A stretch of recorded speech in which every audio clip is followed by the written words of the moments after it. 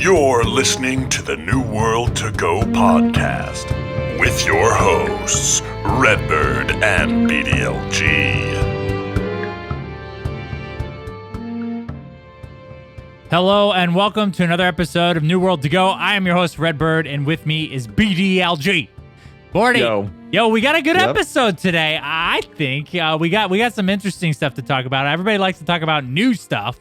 So we're going to talk about some of the wildly circulated data mined material at this point. I think it's safe to talk about. We did not data mine it ourselves. It's all over Reddit, all over YouTube. It's everywhere. So we're going to talk about it on the podcast as a fun little main topic tonight. We're also going to talk about a new series that they launched called Tales of Eternum, and they're covering all of the families of NPCs. And the first one was the Angry Earth, which is, I think, a very interesting one. So we're definitely going to talk about that on the podcast as well. But first, guys, if you're listening to the podcast and you haven't rated us on Apple iTunes or any of the Spotify apps, please do so. It helps us get found as a podcast in the New World space. We have a ton of supportive people that listen to us every week. And if you guys would be so happy, we would be happy if you would rate 5 stars. It'd be great. All you have to do is go scroll down a little bit on your app and then click the 5-star button. You don't have to write a reply or anything. I've done it like 30 times just to make sure that I've done it because for some reason it doesn't give you feedback that you have or haven't done it yet. So just double check and write a 5-star rating. We'd really appreciate it. Thank you for that. Also, guys, if you haven't checked out New World Fans, you should. We continue to do work even through the beta to the launch. We've got a ton of new stuff over there. Our map, if you haven't noticed already, is looking pretty spiffy, for sure. So you should check that out. And then obviously we continue to do work on guides. We put up a couple new guides this week, so go check out New World Fans. And then of course we want to announce this. This is like a YouTube thing. If you're watching this on YouTube, we have started a new series on our YouTube channel from New World Fans called the Build of the Week. We're going through your guys' builds that are rated up there on New World Fans. If you are one of the top rated builds, or if you create a build that can rise to the top, we will go through and feature your build in a video. We kind of give a little bit of feedback, a little bit of commentary on the build, and it's been fun, man. Our first episode is up now, and I enjoyed it quite a bit. Yeah, absolutely. It's fun, man. All right. Well, let's hop right in here with the first topic, and that is Tales of Eternum, the Angry Earth. So Bordy, I was pretty happy to get a new series here, and for some reason my monitors are messed up because I just showed your face twice right now. So I'll figure that out here in a second. So this Tales of Eternum, it's a new series that features like we said, the NPC families, and the first is the Angry Earth. Bordy, I think this is one of the more interesting factions here. What did you think about the Tales of Eternum episode that they released? I like it a lot, man. I like the Angry Earth too. It's one of the more mysterious factions, NPC factions in the game. We don't know a lot about the Angry Earth, so it was nice to have some light shed on them, no doubt.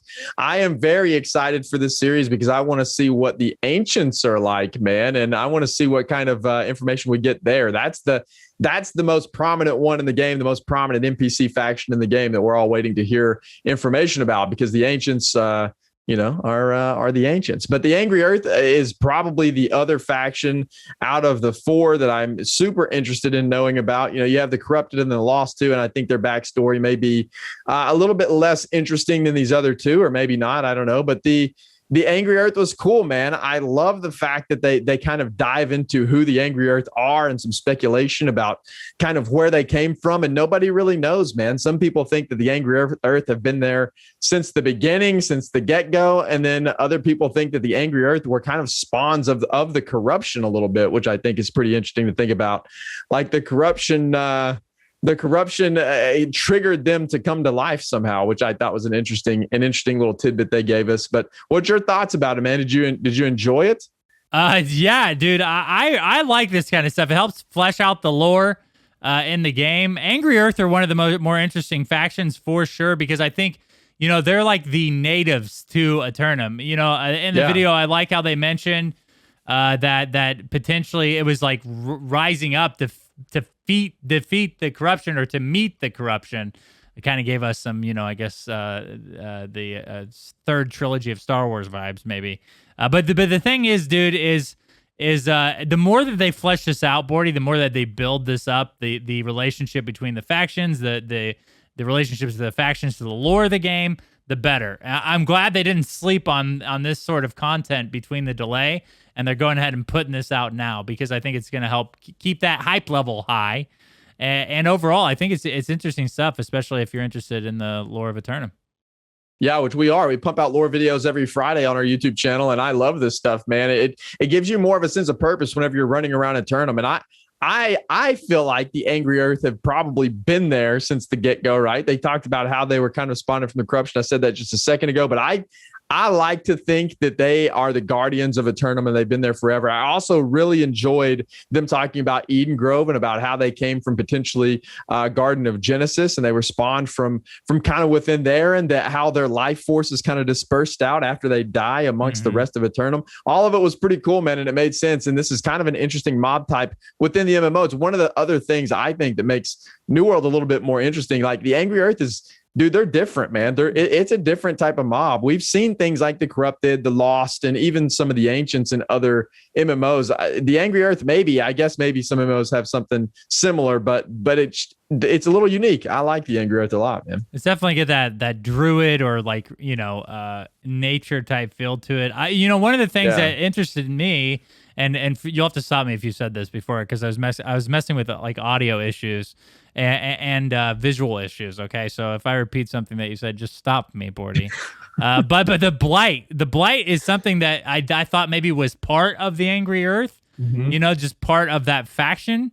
But it seems to be like that's a plague or like some sort of disease that's causing trouble within the faction. So there's conflict within the Angry Earth faction, which I think is very interesting too, and can obviously be spun off into separate storylines as well. Yeah, I did not say anything about that, so you're good, Red. But yes, the blight was interesting, man. I thought the same thing. I was like, oh, the blight's just a part of the Angry Earth, and that's not the case at all, man. The blight is something that's plaguing their race, and I thought that was very interesting too. It'll be kind of cool to see how that plays out over the course of New World, man. For sure. So obviously, I think we're gonna get more, right, Bordy? We have. Now at this time flies. It's really crazy at that. We have like 6 weeks away from launch now. And so we got 4 more factions to go through. So I think we're just going to keep getting them each week, dude, leading up to launch. So it's exciting. We'll have obviously more stuff to talk about on the podcast and dude, I'm here for it, man. It's going to be a lot of fun to see these, and the one that I think we're all waiting on is the Ancients. So maybe they'll hold that to the last. But I'm stoked that they're doing more stuff like this for sure. Yeah, for sure. All right, man. So here's our main topic for today, and that is the recent, I mean, it's not recent. A lot of this stuff has been circulating for quite a while now. But it's just come to fruition, and become more well organized. And that is the data mine stuff. First, I'd like to preface this, just in case people don't know this. They have New World has made an official statement on this, and data mining is something that they particularly are they don't really want done. So there is stuff in the TOS that says that, you shouldn't be data mining. So we want to put that out. That's like a public service announcement. I'm sure the people that data mine this stuff probably know that. But just so if you're a random listener or you question what their stance is on data mining, it is, to my understanding, Bordy, you can correct me if I'm wrong, but it's like a wag of the finger thing. Don't do it. Yeah, I guess so, man.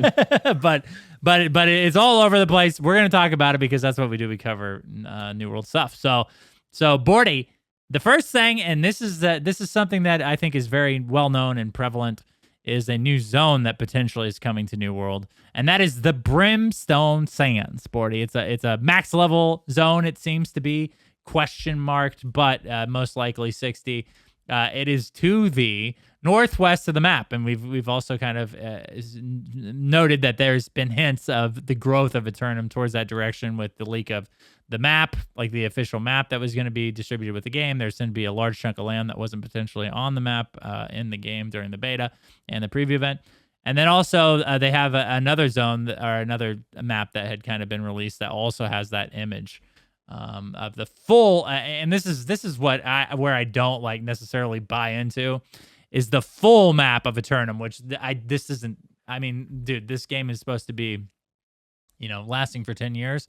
I can't imagine at the rate they've added zones at this point that they're going to stop adding zones at that point. You know what I mean? They've already added like two zones since the preview event. You know what I mean? I can't imagine that this is the full map, but there it is on the screen. And Bordy, what's your take on Brimstone Sands and they actually people snuck in there during the beta and got footage from there, and it's definitely a desert zone and it looks pretty awesome, honestly. Yeah, I love it, man. I think the zone itself looks incredible. There was that bug within the beta. There was a couple of bugs within the beta that allowed people to kind of travel over there and get into the zone. And so there's a lot of footage out there that's available on YouTube of these people going in and running around in this area and in this zone. And it looks really, really cool. It's one of the things that we're lacking in New World is kind of a desert zone. And so I like the fact that they're bringing that into the game. It's also kind of, I think, themed kind of Egyptian style, which is really cool. They're bringing in some new resources, which is really cool. I'm not real sure what those resources are going to be used for, but it's all sand-based, sand-themed things. So you have like sandstone, coarse sand, fine sand, silty sand, charged sand. All of those things have been kind of data mined as raw resources within this area. So not only do we get a new zone, man, it looks like we are going to get some new resources. And what those resources are going to be used for, who knows, man? Maybe a new crafting. We all know that sand, and I think that even Vulcan, I think, mentioned this in his video. He has a great video out there about this. If you guys haven't seen it yet, go check it out. Vulcan. I don't know how to spell that. It is that thing. I think it's Vulkan. He's okay. Thank you. Yeah. Yeah. Yeah. So he has a great video out there, and he also mentions the same thing that I was thinking about whenever he talked about these new sands, and that's like some sort of glass crafting of sorts. Like we all know sands used for glass, and as soon as I seen these ingredients or these new raw resources, that's what I thought too. I was like, oh man, maybe there's going to be some new crafting. They're going to be making I don't know what glass glassware bongs, dude. That's what it's for. Yeah. Well, I thought. Well, I mean, maybe. That's the only application I know of blown glass is pipes and bongs, but and obviously there's a lot of different. Maybe you could make pottery for your house and all. There could be a lot of different things. Glass armor is a thing in a lot of MMOs. I was thinking maybe like some sort of glass blade or something for, I don't know. Yeah. I don't know. Or more along the lines of like house decor or something like that fits into that area. Just some sort of new, or maybe, maybe it's not that at all. Maybe it's just new resources that we're going to use and incorporate that into the crafting that's already there. Who knows what's going to happen with that, but it looks really cool. I am excited that we not only apparently are going to get a new zone. I think Brimstone Sands is pretty much set in stone at this point, man. I would imagine that's a zone we're going to get. I think that's a zone we're going to get for sure. I don't think it's going to happen on launch, but I think we're going to get that as an expansion soon after. As far as the raw resources goes, if this stuff is true, I'm very excited to have that incorporated as well, because that's just more content for us to explore, more content for us to look at. And so, yeah, overall, to answer your question, that was a long-winded answer to a short question, but I like it, dude. I think the zone looks incredible. And I'm ready to jump in there and check it out, dude. Yeah, dude. Here's the thing: is this seems to be like that in-game zone, similar to I guess the ESO is the best comparison I have when they introduced Craglorn. Just like a oversized zone that was specified around in-game group content. Dude, I'm extremely excited to see this in action. Obviously, the zone that they wandered into in the beta looked pretty stripped down. There wasn't a lot of like the love and life that is brought into the other zones in the game. But But overall, dude, I love the aesthetics of a desert and the idea of having potentially new sort of gathering, or at least gathering materials, right? I'm sure like it's probably just a different material, similar to, and you just did a guide like this on New World Fans, similar to how they specify some of the cooking materials to a specific zone, and they do the same thing with like some of the crafting materials as well. So obviously, Brimstone Sands would be no exception, right? It would just have its own stuff as well. So here's some interesting stuff. Here's the next topic, dude. Expeditions. And the thing here, Bordy, we knew that they were going to continue to go down this path. And one of the more interesting things, Bordy, is there's a lot of them, dude. There is like they had found 6 total. So and here we're just gonna read off the names. We're not gonna cover all of these in detail, obviously. But so Frozen Passage is the name of one. Unholy Depths, Barnacles and Black Powder. I like that one. Erroneous Caverns, the In Need, and then Isabella's Lair, which I think we all knew that Isabella was going to come to a head at some point. So potentially that is another one of those expeditions. And here's the thing: there's not a lot known about these boardies. Some of these have like the zone listed where you would enter at. Obviously, the bosses that you would potentially fight, but there's not a lot here, dude. It just just the fact that they've been working on several different new expeditions, I think should be exciting for everybody because they're continuing to pursue that path of instance content. Yeah, absolutely. It did shock me that there were 6 dungeons or 6 expeditions, like you had mentioned, which was pretty crazy. And some of these look pretty cool, man. I want to take a moment here, though, real fast before we get too deep in these expeditions to backtrack a second with Brimstone Sands really, really quickly. Is like, do you think we'll get a new mob type with a new zone type? It's desert themed. Do you think we'll have new mobs that come into the desert? Do you mean like a new family, like a new faction? Yeah, maybe some sort of new ancients or some sort of new lost or something that's kind of desert themed. Do you think that's going to happen? Because right now the mobs we have don't really fit the theme of the desert, unless we have, I guess the pirates could, or I don't know. But if I had to take a stab in the dark, I'm looking at desert, Egyptian themed. I think we're going to get to see some more ancient stuff, dude. Some pyramids, maybe something like that. But the thing, dude, is I think for sure we're guaranteed to get some sort of new ancient mob types, because I think they set the standard with Ebonscale Reach with the corrupted. They introduced a bunch of new types of corrupted there. So I think we will definitely, as we get new zones, we'll at least get to see more mob types within a faction that exists already. Yeah, that's what I was thinking too. Probably not a new mob family or a new category of mob, but probably a play on the existing mobs that we have, just like Ebonscale Reach. That was kind of my thoughts too. But anyway, I didn't mean to digress there. Let's go back to expeditions, man. So the expeditions, dude, 6 of them. Yeah. This is really good to see, because I do think that as we progress down months after launch, I think that they'll start introducing these expeditions pretty quickly. I would imagine we'll have like Brimstone Sands and probably a new weapon, which we haven't got to those leaked weapons yet. And there's a few of those, but I would think kind of on the first thing, dude, we'll probably get like a new zone and at least two new expeditions would be my guess, and then maybe a new weapon. If they stick to that cadence and they start dropping that every 2 to 3 months, I think they're sitting pretty good at that point. But 6 expeditions in the works right now that are data mined, that's quite a lot, man. And I think they're going to be good. I think like the Frozen Passage sounds pretty cool, and the Great Cleave, that's kind of a snowy area anyway, so that'll be kind of a different style expedition that we don't have yet. Kind of you and I, we're snowy guys, so I'm excited to see something like that. Like an ice cave. Dude. So one of the things that I want to bring up here, and this was isn't on this data mine Google sheet, which is what we're looking at. I'll show it on screen right now. It's like basically I can imagine my friend Bordy over here making a spreadsheet like this.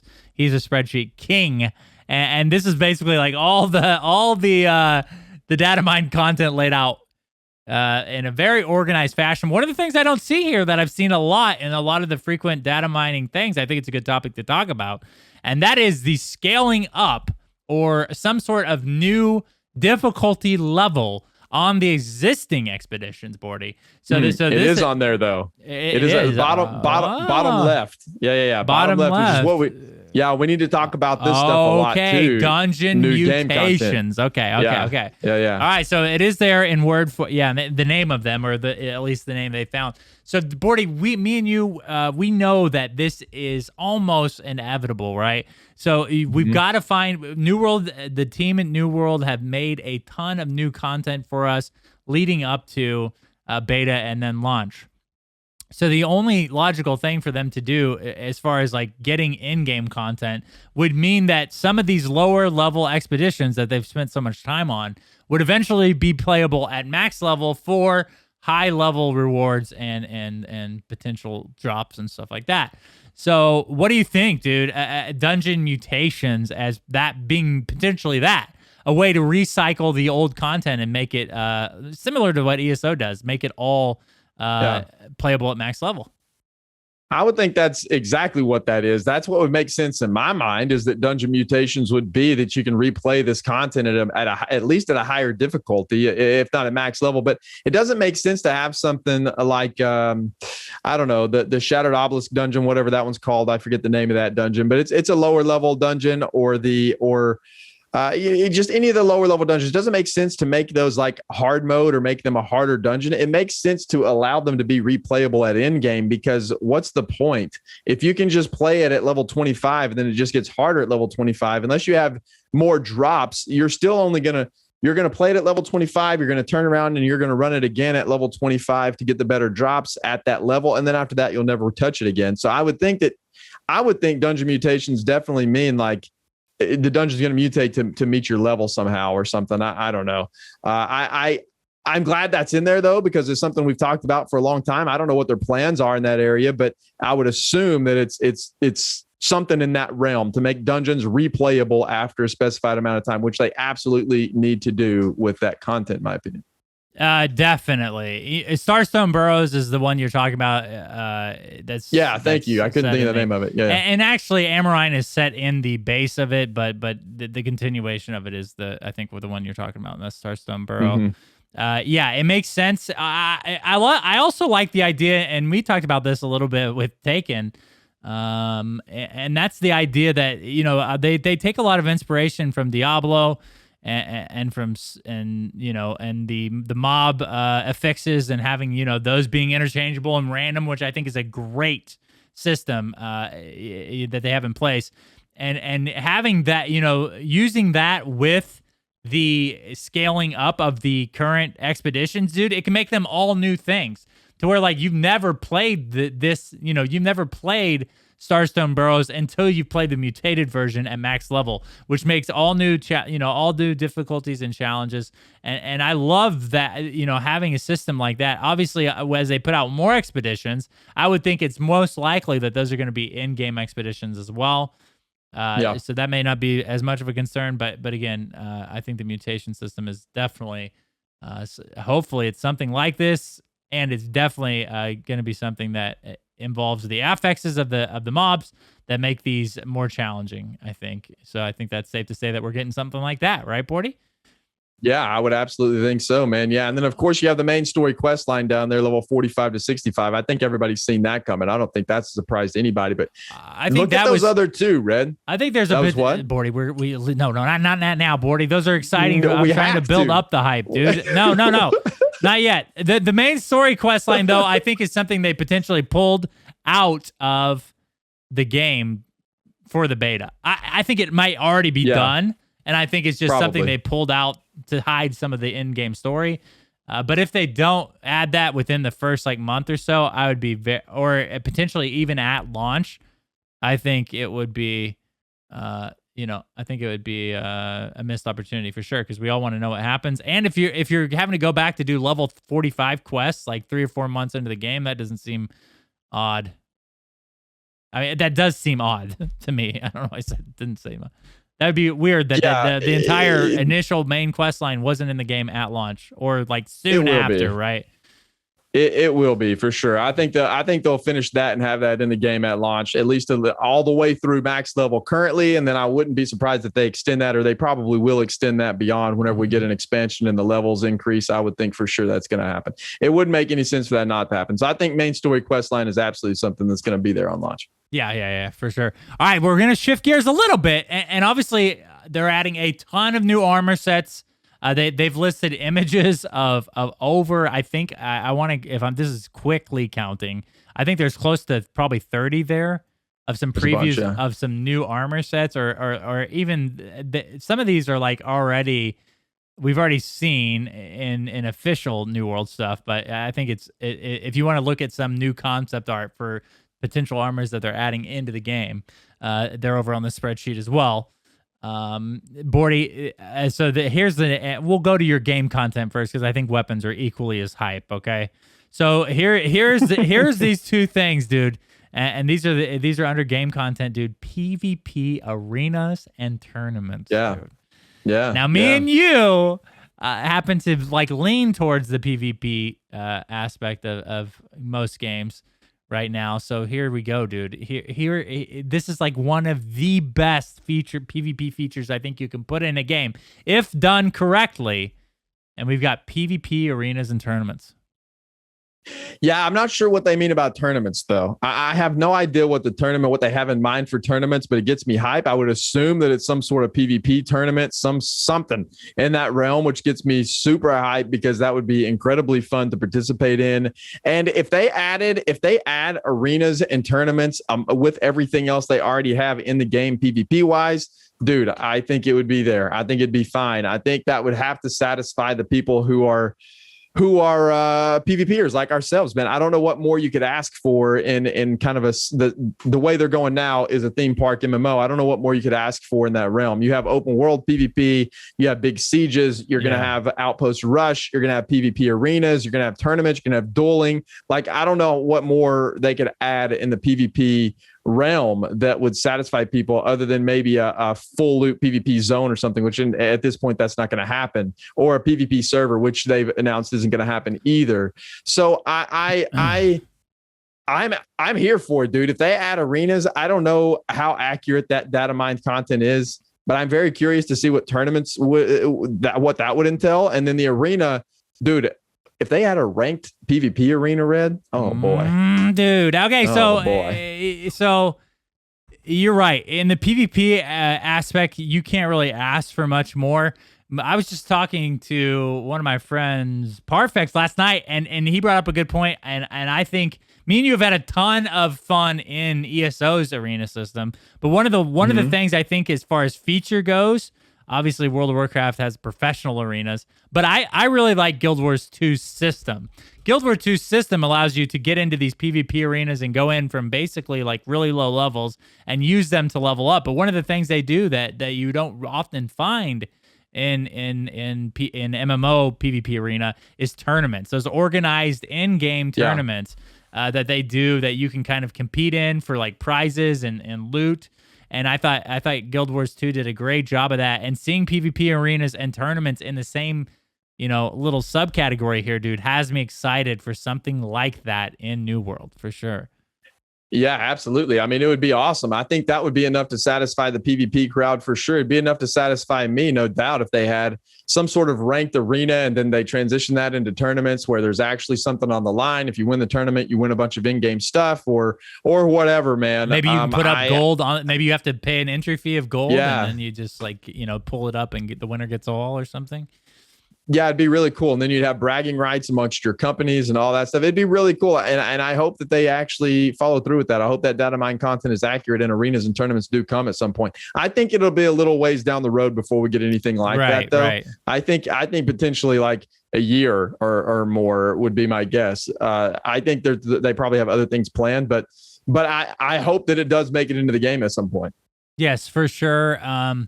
This is kind of obviously something that maybe doesn't need to be stated, but all this is subject to change. It's not a lock that we're getting all of this stuff. So that's where it kind of gets dangerous with talking about data mine content, because obviously it may never see the light of day.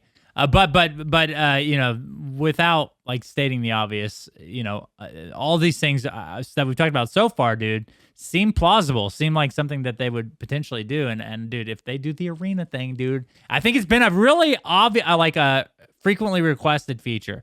So between that and like an actual raid, I think are the two most likely features to be added thus far. Yeah, I would think so. One of the things that is to note about the expeditions, there has been some hints at a potential queue system for expeditions, Bordy. So what do you think about that? Like, queue as far as finding a group goes.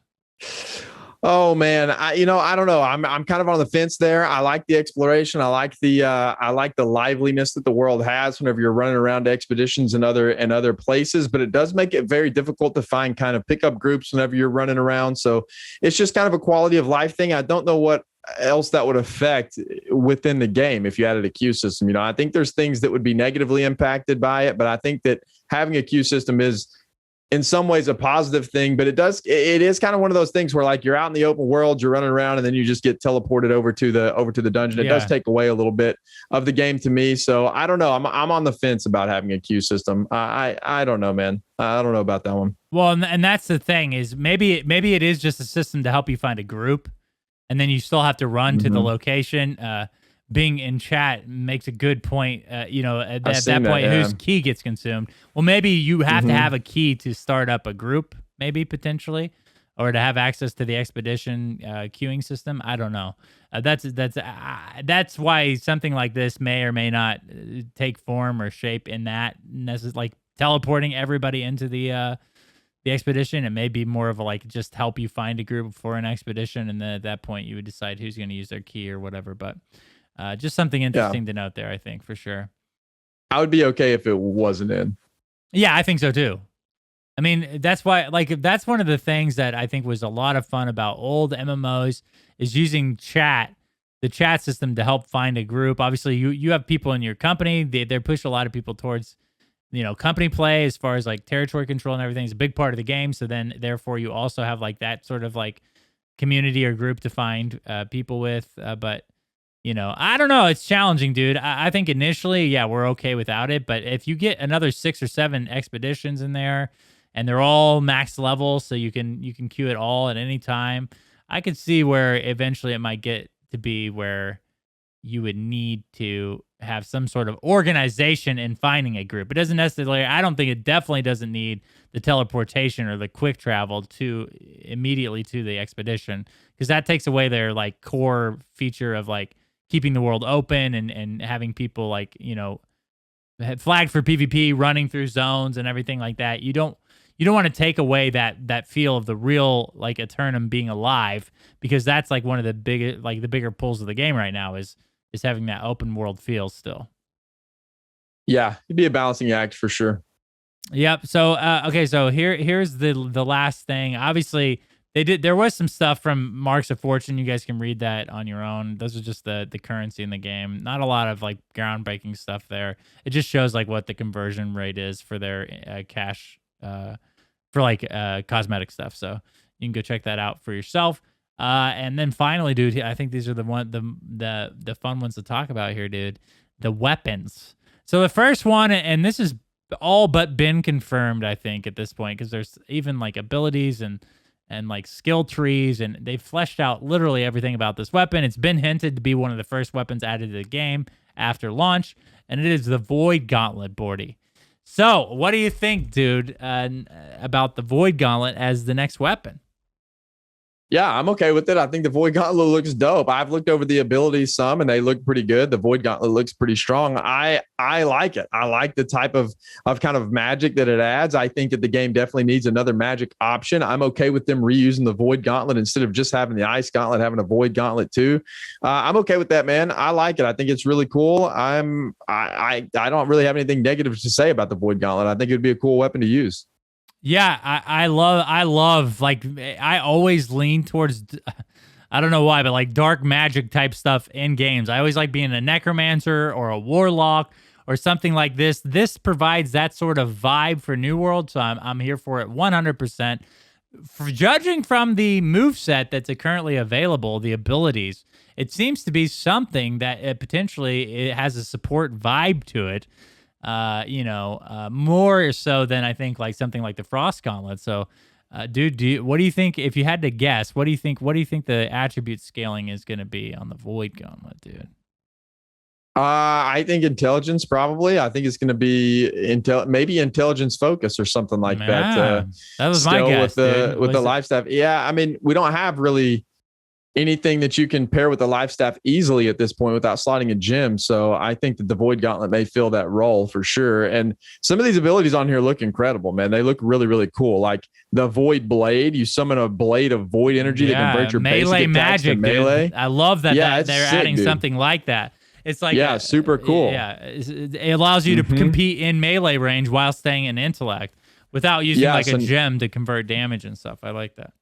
Yeah, that's right. So now, we know that monsters are weak to certain types of damage types. They're weak or resistant, right? So whenever you use this, it says tap basic attack to perform a quick slash that deals % weapon damage, or hold to perform a thrust attack that deals % weapon damage. So I think that's really cool. And then both attacks inflict disintegrate on successful hits, it looks like some sort of it inflicts weapon damage per second. So it's like a dot, and then it reduces their damage absorption. So disintegrate seems like a new damage over time ability or something.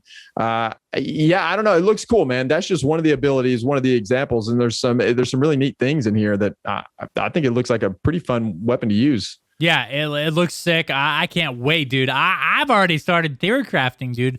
A build with the Void Gauntlet. So I'm excited, dude. I think this will most likely be one of the first pieces of content we see after launch is the Void Gauntlet. So it seems to be really well fleshed out in the data mining stuff. So I'm excited, dude. The next one, and this is one that's kind of slept on people. A lot of people haven't thought about, but it seems to be one more of the prevalent, more concrete weapons that are going to be added, dude. And it is the blunderbuss, dude. A shotgun, dude, or an older version of a shotgun, at least. So, I mean, here, dude, I am notoriously an ape in Destiny. I love running around on a Titan with a shotgun. So, dude, will I be able to run around in New World with a shotgun and just basically. So. W key people with the blunderbuss? I don't know. We'll see, dude. What do you think about the blunderbuss as a weapon in New World? I like it, man. I like it a lot. It's one that I've been looking forward to for quite some time, and I hope that they end up adding it. I would use the blunderbuss for sure. It looks like a Sorry, go ahead. Who knows what kind of abilities they're going to tie to it? There's no leaked data for those abilities, or there's not even a model here for it. But I would use it for sure. I like the thought of it. I like the idea of it. Yeah, so we'll see. I do too. And the rest of these, the Void Gauntlet is the most concrete one. Obviously, has a fleshed out ability tree. The blunderbuss is something I've heard definitely been talked about a lot, but it doesn't have anything like Bordy said abilities wise. So we're gonna go through the rest of these weapons as if they are potential weapons that they would add. Obviously, a lot of these have been mentioned. So pistol, which I think a lot of people assumed is going to be added. You can, who knows how they're going to apply that as a weapon, like as a one-handed weapon. There's obviously speculation about the shield being able to be used, as a second, you know what I mean? Like pistol shield or club shield or something. And then you still have that half of the skill tree with the shield, or maybe it's a different shield skill tree, which would make sense, Bordy, right? Since the shield is equipable, maybe other weapons will have a different availability of a shield tree on them, or, maybe you get to use 2 pistols or whatever. One-handed club, which is another big one that I think a lot of people have talked about and assumed. Two-handed club, which is interesting to me. This one seems more less likely because isn't a two-handed club technically a warhammer or something like that? I mean, a mace maybe instead of club. Maybe it's like a mace, Yeah, there's pictures there. There's pictures there that might give you a little bit of a better idea. If you click that image link there, it'll show you kind of what it's talking about with the two-handed club. It's not like the big warhammer like you're thinking about. It's like a baseball bat essentially. Yeah. With spikes I know, on it. but I'm saying as far as blunt damage and it seems like a lot like a warhammer. It seemed like something that they've kind of be doubling up on at some point. But well, maybe they'll implement, instead of strike damage, maybe they'll implement blunt damage with the club, with the one-handed club and the two-handed club. Maybe it'll be blunt damage versus strike damage, or something like that. Who knows? Maybe so. You know, I would for some reason I would think they're probably more likely going to stay within, because they still haven't even fleshed out weapons for like arcane and all of those other types. So for some reason I would think they'd stick in there, but who knows, man? Maybe they will venture in that. So daggers is another one that I think a lot of people want in the game. That and hopefully we can dual wield those things. Yeah, dual wield daggers. But one of the things I think concerns me and other people is stealth. I don't think stealth has been done well in a lot of MMOs, and it oftentimes is, brings up a very like annoying thing to play against. But a lot of people like stealth rogue type play, so maybe daggers is going to be that way to do that in New World. Yeah, I hope they stay away from stealth as well, man. I'm not a big fan of it in games, and it oftentimes is a little bit broken. And I think that you with the way that you can crouch around and go prone in New World, you can almost create your own stealth at times. I don't know. Maybe instead of stealth, there's some kind of like teleportability that you can teleport behind your enemy and backstab them or something. Some kind of really quick movement abilities versus just being able to go invisible. I don't really like invisibility mechanics in games, so I hope that they don't go that route. I hope they're a little bit creative with it and don't add just press a button, you go invisible for 5 seconds or something. And if they do, hopefully they try something new, because some of the stealth stuff is overdone and a lot of MMOs. Angry Earth Staff, which I've seen mentioned in other things, like another nature-based weapon. I think. Maybe this is more like of a druid thing, or maybe they have often said that potentially is just another version of the life staff. So maybe that is. This is a really, really a popular one that I think for sure is going to be added, and that's the longsword, dude, or the two-handed sword. Everybody wants a two-handed longsword, so I think it's good to see that this is at least in the code somewhere.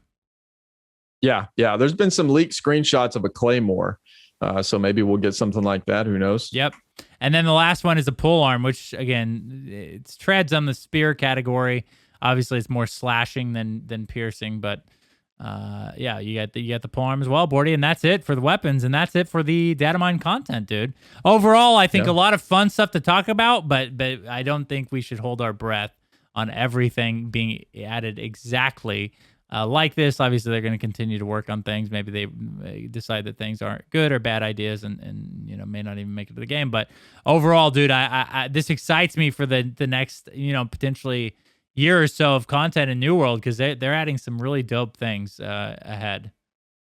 Yeah, I think what the most exciting thing is to me whenever I look at this type of content, the data mine content, that we have no idea what they're going to add, what they're not going to add. It's just speculation and fun to talk about. But what excites me the most whenever we look at this type of stuff is to know that it seems like they have kind of a plan laid out. They already have content in the works and making the content. And we know for sure Brimstone Sands is a thing because people have been running around there. There's literally people running around in it. Yeah, I think that's a given. I think Brimstone Sands and the Void Gauntlet are pretty much a given. If I had to guess, I would say they already have a bunch of these expeditions in the works too. And so that's what gets me going and gets me excited, is that we know that there is a plan for post-launch. So we also heard them say that they're not implementing any more content for launch date. They're just working on bugs, working on their servers, fleshing all this stuff out. So we know that there's not going to be these zones or any of this stuff on launch day, which I'm totally fine with.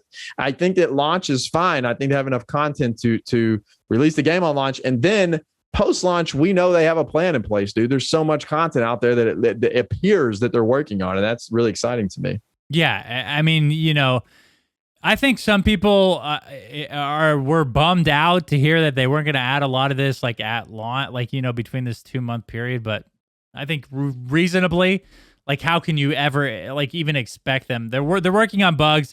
They've officially announced that they're not adding anything in this 2-month period, or they really just extended the release date of the game by 4 weeks. So that was just to tie up loose ends. Obviously, they just want to make sure the game's in the best state possible at launch, and then soon after, I think even within this year, Bordy, we're going to see Brimstone Sands and potentially a couple new weapons, potentially a couple new expeditions, I think so. And then we got Christmas ahead, dude. And that's always a great time to sell games. And and advertise games. Maybe they'll put out a little bit of content to help create that new bit of hype for the kids that are going to open up New World in their Christmas presents, dude. So yeah, dude, I'm like you said, extremely excited about the future of New World. Seeing all this stuff gets me really, really excited about the future of the game. And yeah, it's been fun, dude. I love talking about this stuff. I think it's cool to speculate on this kind of stuff. And Bordy, launches around the corner, so we may not have to speculate too much longer. Yeah, I sure hope not, man. We've been in this position before, Red, where we said Bordy, the same stop it. exact No, thing, no, man. don't you dare say anything else, Bordy. Tell us about the company of the week. Yeah, man. The company of the week is called Obsidian Crown. Their region is NA. Their server is Atlantis. So I'm assuming if that server is there on launch, they're going to play there as well. It's an NA East server. Their faction is Syndicate, language English. They focus PVX, size 26 to 50. They are currently recruiting. So it says they are a PVX semi-hardcore company. So it says Obsidian Crown is a newly formed guild. They're working to grow their ranks and be a positive community. They accept all kinds, as it takes all kinds to run a successful company. They're trying to have a friendly gaming, family-oriented atmosphere, and our objectives are to have a large enough size of members to compete in PvP, and the guild faction is going to be Syndicate on start. So it sounds like a good place to be if you're like playing with your kids potentially, because it says they're wanting to have a family-friendly environment or oriented atmosphere, and I have heard of a lot of people, even with our own Discord, playing with their kids, playing with family, wanting a family-friendly environment. That's not something that comes easy these days. So if you're looking for that, go check out Obsidian Crown. For sure. And their information will, of course, be linked everywhere this podcast can be found. Yeah. Yes, for sure. And we're very thankful of Obsidian Crown creating their company advertisement over there at New World Fans. We really appreciate it. And for being Patreon to the channel and to City Loot. So thank you guys so much. We really appreciate that. And if you, like Bordy said, if you're looking for a new guild, and go check out Obsidian Crown. All right, guys. Well, thanks for listening. We really appreciate it. It's been a longer episode, obviously, than normal, but we had a lot to talk about. I had a lot of fun. Hope you guys did too. Again, don't forget to leave that 5-star rating. We are a podcast, and that really does help us in that department. So thank you for that. All right, guys. Well, again, episode number 80 in the books, Bordy. We're getting there, dude. This is it's a lot of episodes. We have a lot of episodes. The game's not even out. The game isn't out. We posted 80 episodes, the game is not out. Thanks for pointing that out, Bordy. I think that's something that we've all questioned. And now we know. Bordy's told us. You heard it here first on the podcast. The game is not out yet. It is not out. We have 80 episodes of a podcast. It's been fun. Every one of them. I've enjoyed it. And we're thankful for your guys' support through this time. And we'll see you in another episode of New World to Go.